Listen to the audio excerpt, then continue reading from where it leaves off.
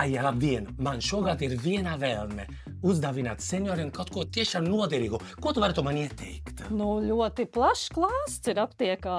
Kā piemēram? Viens no tiem būtu, kas ir senioriem vissvarīgākais, tas ir D3 vitamīns, kas ir normālai muskuļu zobu darbībai, kas veicina arī imūnsistēmas stiprināšanu, Jā. protams.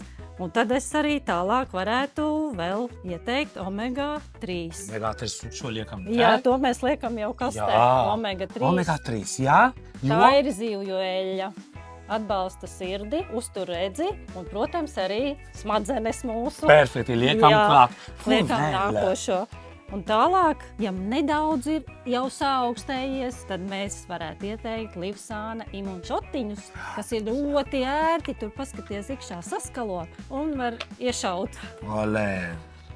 Vienu šotiņu uzreiz un tas stiprinās imunitāti. Ja tu jūties švaki, tad vai ne? Tad var iedzert vienu šotiņu. Vitamīns D3, nu šitas ir bērniem tā kā domāts. Ir divi veidi tie D vitamīni. Bērniem ir mazāka deva, senioriem un pieaugušiem ir lielāka deva. Liekam klāt droši. Liekam klāt, jā. Kādam mazbērnam varbūt tās arī seniors grib uzdāvināt. Protams.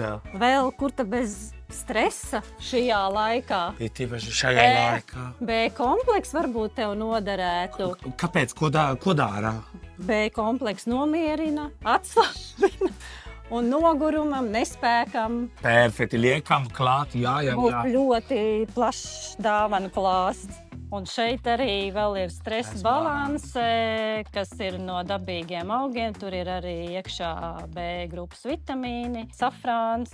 Jā. Ir vēl vieta kastītē? Nav kastītē vairs vietas. Nē, atradīsim stresa balansam obligāti. Kur ir?